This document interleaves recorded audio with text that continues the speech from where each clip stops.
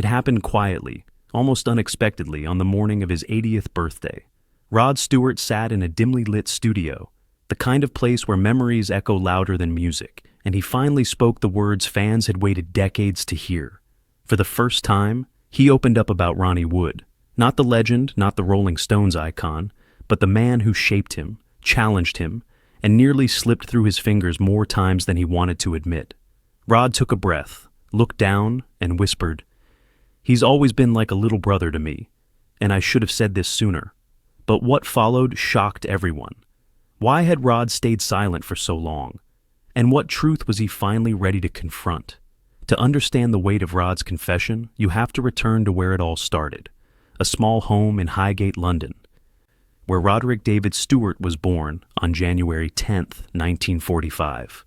The world was recovering from war, and his family lived modestly, surrounded by hard work, hand-me-downs, and the unshakable warmth of a crowded house. As the youngest of 5 children, music wasn't just entertainment, it was survival. Rod found his voice long before he found fame, practicing in narrow hallways and noisy kitchens, dreaming of a life far bigger than the one he saw outside his window. Even then, he had no idea how much that voice would carry him. By the time the 1960s roared into motion, Rod was chasing every opportunity he could find. He bounced between bands, carrying his raspy soul from smoky pubs to makeshift studios where rent was paid in promises. Everything changed when he joined the Jeff Beck Group. His voice surged through hard-edged guitar riffs, turning heads on both sides of the Atlantic. But his greatest turning point came not from a producer or a hit song. It came from a young, mischievous guitarist named Ronnie Wood. Their first meeting felt like the beginning of a story neither of them knew how to tell. Rod later described it as fate. Ronnie walked in with that trademark grin, guitar slung over his shoulder, radiating chaotic energy that filled an entire room. They clicked instantly. It wasn't just musical chemistry. It was an unspoken bond, 2 kids chasing the impossible with the same hunger and the same heartbeat. They didn't know it then, but they were about to become one of rock's most iconic duos. When Rod and Ronnie joined the Faces, it wasn't a rise, it was ignition. Together, they were wild, electric, unstoppable. Audiences didn't just watch them perform. They lived inside the madness with them. Rod howled into microphones with raw emotion, while Ronnie tore through guitar solos as if he was setting the stage on fire. They laughed, fought, drank, toured, and created music that would define a generation. But behind the scenes, the truth was far darker. Fame wasn't just a spotlight, it was a storm. And storms have a way of revealing the cracks. Rod remembered the first time he saw Ronnie slipping into something dangerous. The late nights got longer, the parties blurred into something heavier, addiction hovered like a shadow, and even Ronnie's infectious grin couldn't hide the struggle forever. "There were times I didn't know if he'd make it to the next show," Rod admitted years later. "We were all wild, but Ronnie lived on a razor's edge. Rod tried to pull him back, to steady him, to save him. But how do you save someone who doesn't believe he needs saving?" And what came next would shock everyone. As Rod's solo career exploded in the early 70s with hits like Maggie May and You Wear It Well, Ronnie's life swung between brilliance and chaos. Their brotherhood was tested again and again, challenged by fame, distance, and the demons Ronnie carried. Rod found himself torn.